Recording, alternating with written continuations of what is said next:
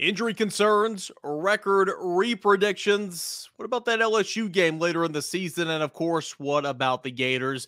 You have questions. We got answers right now. Your mailbag show right here on a Tuesday, Locked On Vols. You are Locked On Vols, your daily podcast on the Tennessee Volunteers. Part of the Locked On Podcast Network, your team every day.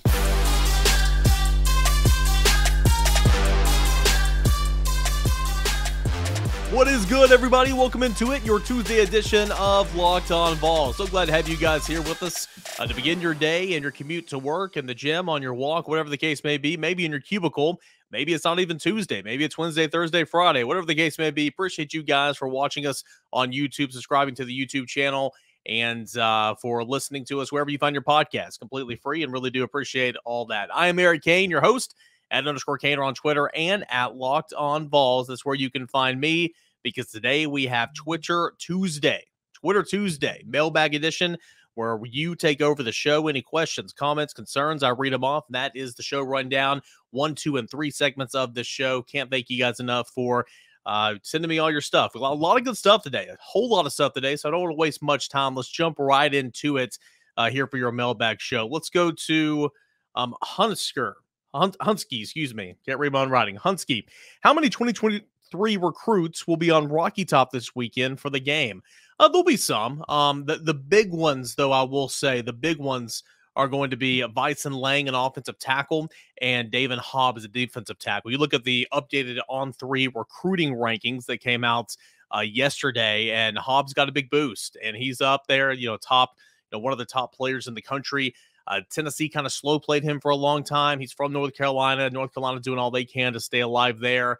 Tennessee's in it. Alabama's in it.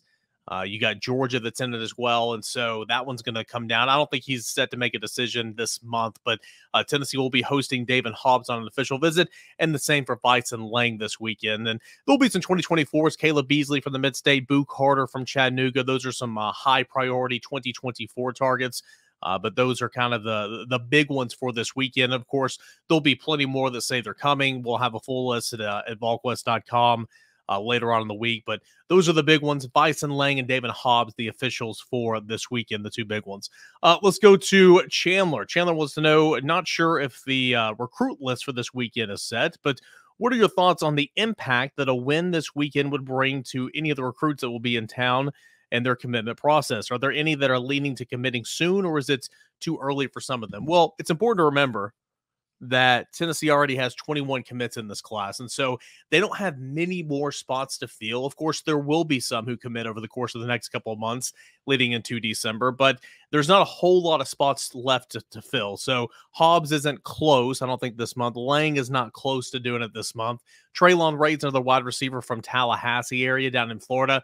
He'll be officially visiting for the Alabama game in October. He's going to set his commitment date or he's told me at least that he's going to commit later on in the month of October. So regardless, a win would be big for Tennessee. You want to put on a good showing when you have prospects in town. You want the environment to be great. You want the hospitality to be great. And of course, you want Tennessee to, win a football game. Winning a football game isn't the most important thing, but it's not like it hurts, right? It's more the environment, the showcase, and all that type of stuff. But I think it'd be big because, you want to play for a winner. And if Tennessee beats Florida, 1-0 in SEC play, 4-0 to begin the year, heading into the bye, that's a good spot to be in. Chandler, I appreciate it. We'll go to Dallas. With the smoke of the gray uniforms back in the mix, do you think Tennessee breaks them out next week against Florida? This was actually sent to me last week, and I missed it. I believe we wore them last time when we beat Florida. Yeah, in 2016, Tennessee had the grays on when they beat Florida. That is true. I've gotten this question a lot this week. I don't think Tennessee's going to go alternate this week. That's just my hunch. Of course, we'll see when they come out or whenever Tennessee, announces it the day before what uniform combination they'll wear. But I think Tennessee's going to keep it pretty standard. I would bet orange on white for Tennessee against Florida this weekend. That's just kind of where I'm at there. Next, let's go to Shane. Shane wants to know, are there any uncommitted, man, we got a lot of recruiting questions here.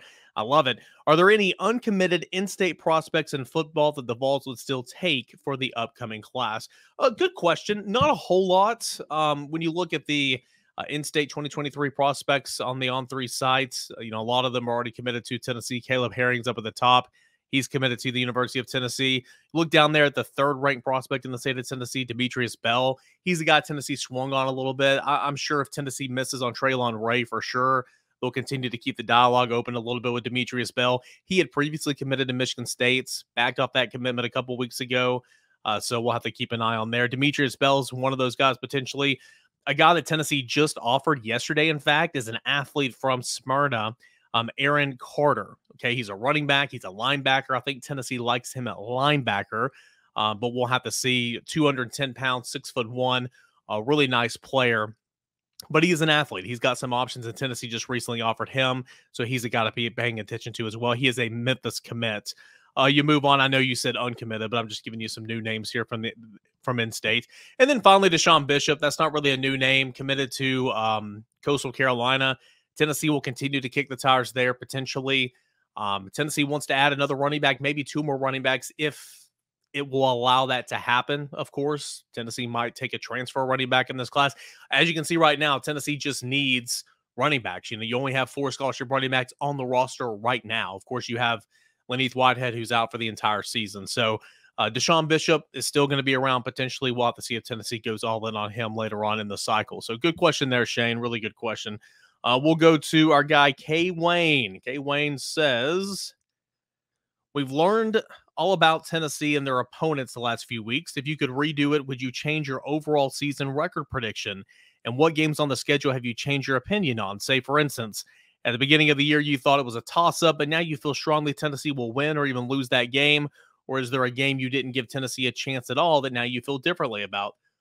As far as my overall prediction of 8-4, if Tennessee wins this week, I feel pretty good about 9-3. Now, keep in mind, you still have Florida, after this week, you still have Alabama and Georgia that I say Tennessee will lose to. That's 2 losses. On the road at LSU, I feel like that's a better opportunity for Tennessee now than I did at the beginning of the season, but it's not a gimme. It's still going to be extremely tough. So I feel better about Tennessee in that game. Still think it's a toss-up. And then Kentucky at home, they're going to get their act together, I feel like. I know they're a top-ranked team right now. I think that's a little bit overblown. Chris Rodriguez will get back in the fold here in a little bit. They'll look a little bit sharper. That's going to be a dogfight. So Tennessee got the win at Pitt. That was a toss-up game. If Tennessee wins against Florida, I feel much better about 9-3 potentially, though it still could be 8-4. So to answer your question, not necessarily, but a win this week might move the needle in the other direction to 9-3. But Alabama, Georgia, I still don't have Tennessee winning that game right now. Anything's possible, but that's just kind of where I am right now. Let's go to Patrick. For fun, who would you like to see as a guest picker on College Game Day next Saturday? Love the show. Listen every morning on the subway to work here in New York City. Well, that's awesome, man. Listening in New York City. I've never spent enough time there, which is probably good. I've always been in and out, but I love going out there whenever I can. Patrick, appreciate you listening and sending in a question. Let's see here. Dolly Parton has been a name thrown around this week. I think that'd be a whole lot of fun. Dolly Parton would be fun. Peyton Manning, of course, would be fun. I'm sure. Now, guys, you got to remember, I'm not a big game day guy. I don't get up every Saturday morning and watch it. When I was in college, obviously, I didn't watch it because I had other stuff going on. I'm sure Peyton Manning has been a picker on that segment before, but he'd be a popular one. Tony Vitello makes a whole lot of sense to me. He's gotten a whole lot of work on the MLB Tonight stage for the draft. He's cool, calm, collective, good face to look at, all that stuff. I think Tony Vitello would make the most sense. But if you can get Peyton, you get Peyton. If you can get Dolly, she trumps all, but I don't think that would be a possibility. But I will be intrigued to see who Tennessee gets as its guest picker. And then finally, we'll go to Trevor. Are there any watch parties in Knoxville for games? The price of tickets are a little too high for my wallet, but I love to be in Knoxville pregame atmosphere this weekend. I also live in Indiana, so it's not like I could just go for the pregame festivities and drive home. Good question. I haven't heard of anything right now in terms of watch parties, but I mean, you drive all over Knoxville. You go to any restaurant, any establishment, any bar downtown, they're going to be watching the game. There's going to be people in there drinking, hanging out, having fun, watching the game. So off the top of my head, I haven't heard of any. If I do, I'll bring this on the show and kind of let it be known. But really, go to you go to Fieldhouse Social and it'll be a lively atmosphere in there. Go anywhere on the Strip, go anywhere downtown, the Old City Sports Bar.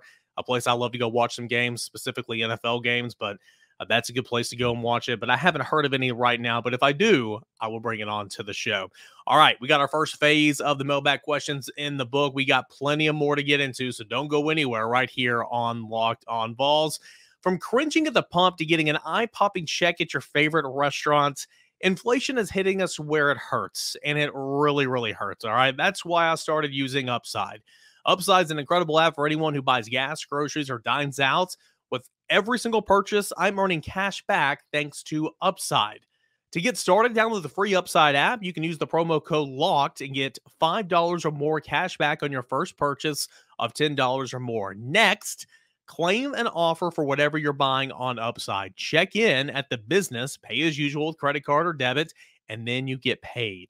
In comparison to credit card rewards or loyalty programs, you can earn 3 times more cash back with Upside. Upside users are earning more than $1 million every week. Wow.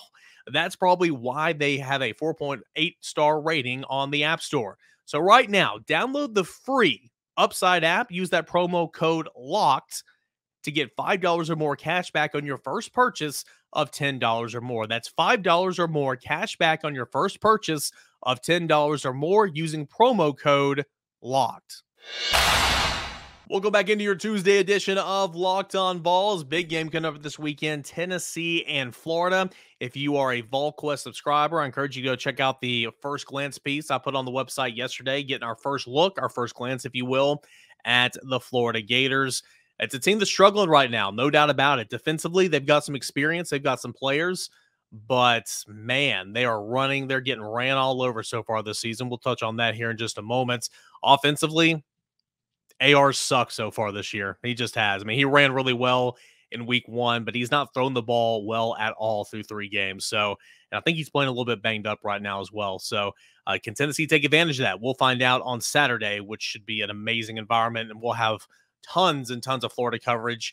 Tomorrow's show is going to be our last time looking back a little bit. So we're going to check out the PFF grades. Of course, we'll talk with Josh Ward as well, looking at Florida. But Thursday and Friday, some new voices will join the show. And, of course, we'll discuss all about Florida, as we do a little bit each and every show. But, of course, the way we're structured, we look back at the game from the Saturday before. Okay, so let's get into it. Twitter Tuesday, your mailbag show.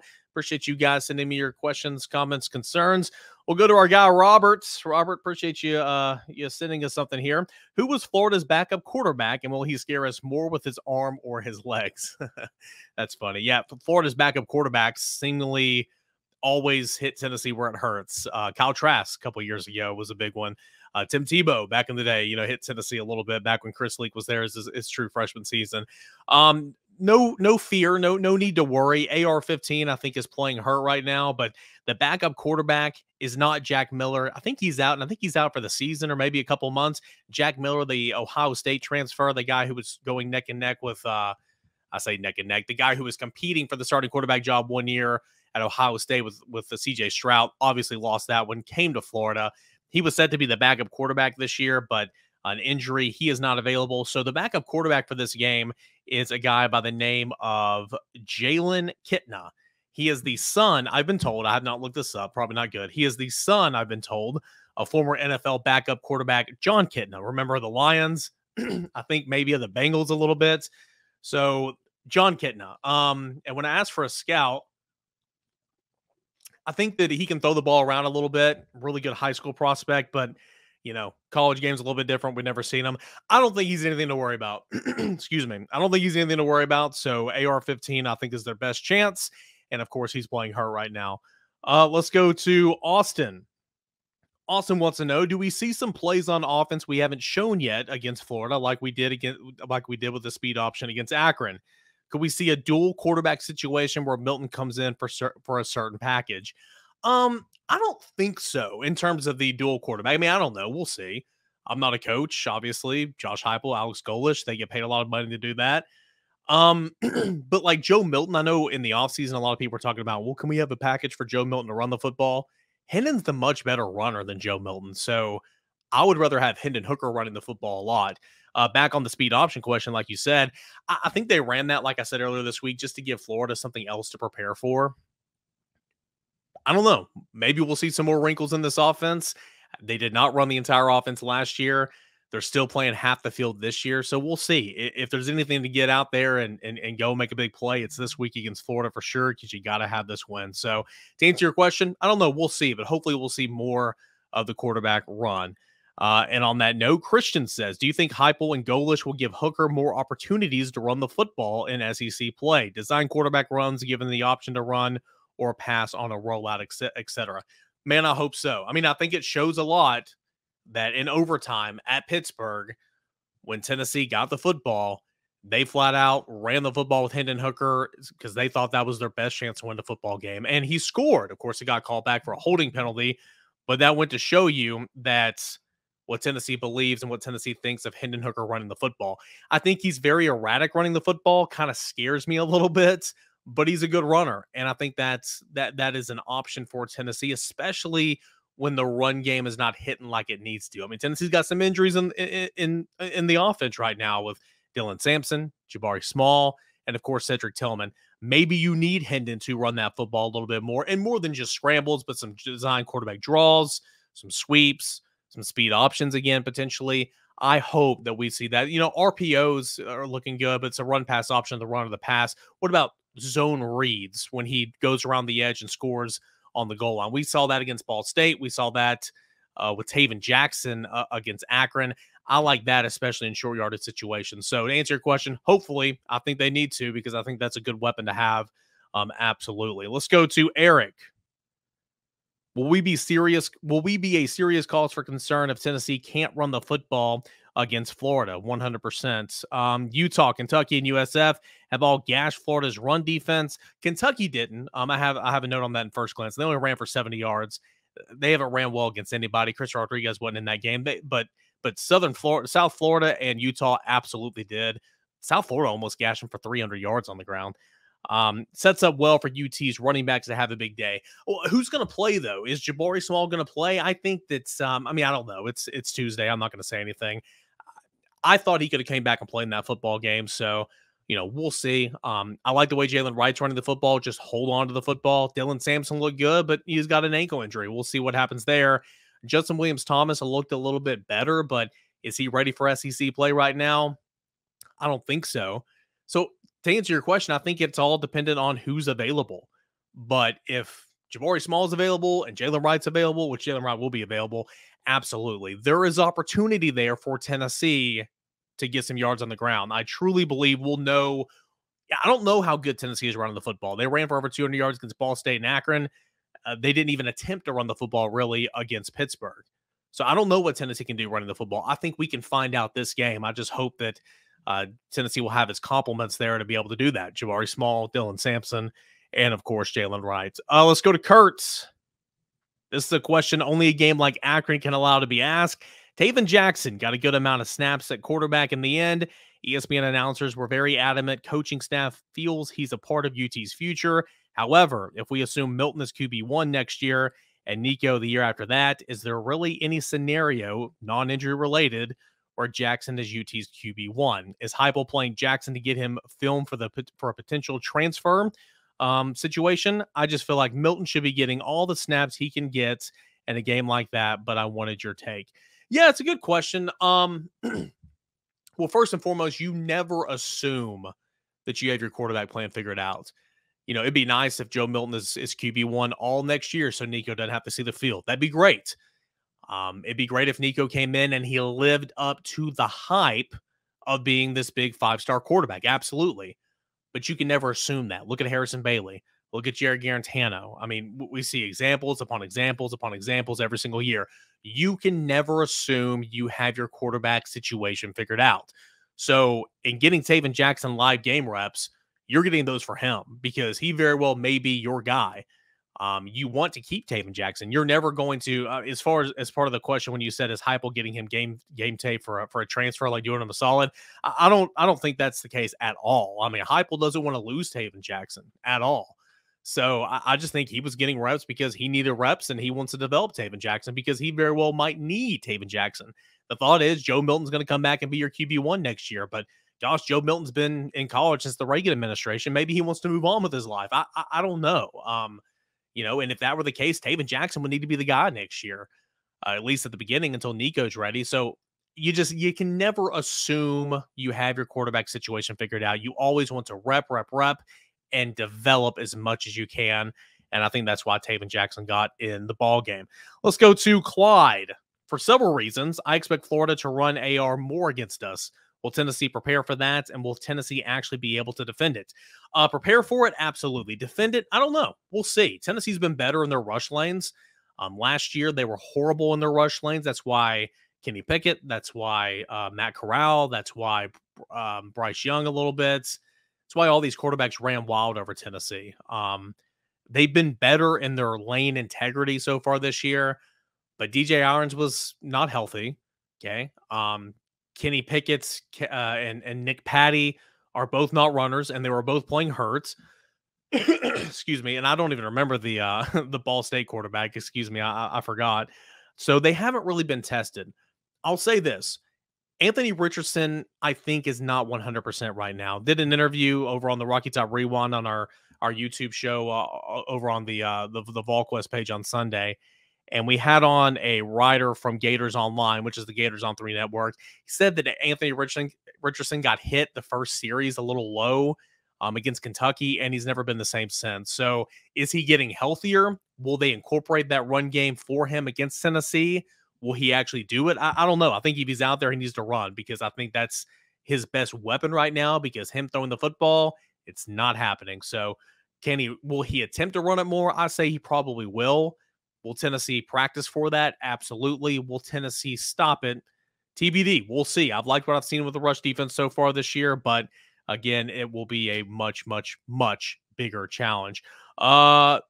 Let's go ahead and get a break right here, and we'll come back with a couple more Twitter Tuesday questions right here on Locked On Vols. Welcome back to Locked On Vols, your Tuesday show. It is your mailbag edition, and really appreciate you guys sending me in any of your questions at _Caner, at Locked On Vols. Really, really do appreciate that. Every Tuesdays when you take over the show. Let's go to Wits. Wits says, going to sneak in 2 questions. 3 games into the season, how are you feeling about Tennessee's defense now compared to how you felt in the preseason? Good so far. Good so far. I love what they did against good competition. Really, I mean, the only thing I can take on anything from the season so far is what happened in that Pitt game. What happened against Ball State and Akron. I don't. Again, teams from the MAC. I don't know. It's just not equal competition. So, I mean, Florida's been tested. Florida's played Utah. Florida has played Kentucky. Florida played South Florida last week. They've been way more tested than Tennessee. But from what I've seen from this defense, specifically in that Pittsburgh game, I think that the defensive line's been a pleasant surprise for me. Let's see how it holds up once you get into SEC play. You're deeper at linebacker. I like the impact you have with Kamal Hadden at corner. Christian Charles has got to grow up in a hurry. Warren Burrell's a little bit banged up right now. D. Williams a little bit banged up right now. At safety, you got guys that know what to do. It's just, are you good enough to do it? I mean, that's been the same case for those guys the last 4 years. So to answer your question a little bit, but they've only really been tested in 1 game. So let's see. Let's see once you get a couple of games into SEC play. And then your second question, have you heard anything else regarding the smoke around Carnell Tate from a few weeks ago? Nothing right now. Again, I think he's still talking with Tennessee. He still talks to Nico all the time. As long as he will talk to Tennessee, or he'll listen, Tennessee will talk. So let's see if he will get back on campus. There's no plans as of right now, but I do believe there's still some conversation going. But until he gets back here on campus, I don't think it's really anything serious at this point. Let's go to Jacob next. Jacob says, how much of a factor do you think Neyland's atmosphere will play into AR's game? No matter what the spread says, I have battered Vol syndrome, which hinders me from believing we beat the Swamp Donkeys. That's fair, guys. I mean, 16-17, that's what Florida's won in this series, 16 out of the last 17. I am not a big believer in the past dictates the present or the future. I really don't. But, it's something hard to get over. Tennessee's been the better team several times during this series, to where it's been the better team on paper. It's been the better team during the games, and Tennessee had nothing to show for it but a big fat L in the column at the end of the game. So I completely understand that.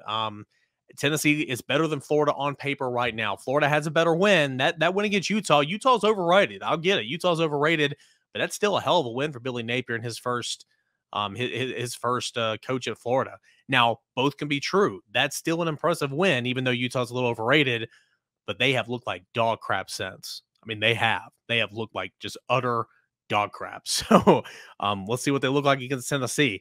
As far as the atmosphere, 100%. This will be Anthony Richardson's first start on the road as an SEC quarterback. This will be his first SEC start on the road of his career. And it's at a packed house Neyland, sellout, checkered Neyland. I know CBS and the time doesn't have anything to do with that. No College Game Day's gone over with by then, but the atmosphere, 100%, I think that it can play a factor into Anthony Richardson. So that's something I will be watching on Saturday, no doubt about it. That's a good question right there, because I think that can play a dividend without a doubt. Let's go over to the Locked On Vols account, check those DMs, and we will go to Brennan. Brennan wants to know, on a scale of 1 to 10, how confident are you that Cedric Tillman will play Saturday? Jabari Small, Dylan Sampson. Again, I'm not as bad as Josh Heupel to where I have a lot of information. I won't say anything. I don't have much information on these three guys right now. Again, Cedric Tillman, it's an ankle. Dylan Sampson, it's an ankle. Jabari Small, it's a shoulder. He's dealt with shoulder issues in the past, obviously. If the game was played right now, I don't know if Cedric Tillman would play, but again, there's still a couple more days left before the game's played. We will see. We'll see how treatment goes the entire week. I think if he can play, he's going to play.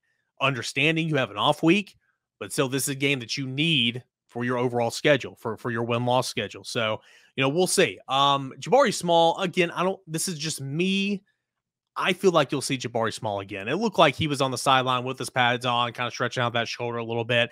It looked like he could come back in that ball game, but we will see. We'll see. Dylan Sampson, I don't know. So maybe ask me this again on Friday, but from right now, I'll say 50% Tillman, 50% Sampson, and I'll say 65% Jabari Small. But again, that's just my opinion. I don't have any inside info on that right now. Two more. Let's go to Sawyer. Sawyer wants to know, who was the most important player not named Hendon Hooker come Saturday? Great question. Because of the injury situation to Cedric Tillman, I mean, it's got to be Jalen Hyatt, right? Maybe Brew McCoy can flip over to the right side of the field. That way he's, to the dominant side of Hendon Hooker. That way he gets more looks. If Tillman's out, you can pair him with Jalen Hyatt a lot in the slot. But it's got to be Jalen Hyatt. I've liked what I've seen from Jalen Hyatt so far this year. Really like what I saw from him in the Pittsburgh game. Of course, he was super efficient running against a JV team on Saturday, and that being Akron. It's got to be Jalen Hyatt. Big play mentality, big play ability to stretch the defense, to be an intermediate underneath route type guy like he was against Pittsburgh. I like what I've seen from Jalen Hyatt, so that would be my answer. Last question, it goes to you, Bruce on the loose. All right. How big is it that we are down to 80 scholarship kids? With the possibility of some of our kids being injured, that puts us in the 70s. Can we get transfer kids in season to replace kids that have been dismissed? First of all, I don't know if Tennessee's at 80. I don't know where you heard. I'm not saying you're incorrect. I don't know where you heard that. I know Tennessee's not at 85. I don't necessarily know the exact number, but I do think it is around there. If it's not 80, it might be 81. It might be 82, somewhere around there. So again, I'm not saying you're wrong. You want to be at 85, obviously, because injuries happen.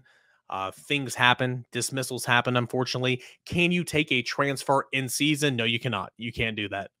You absolutely can't do that. So Tennessee will just have to roll with what they got. They were way worse number-wise last year, way worse, and found a way to make it work. But they were pretty lucky in terms of the injury front.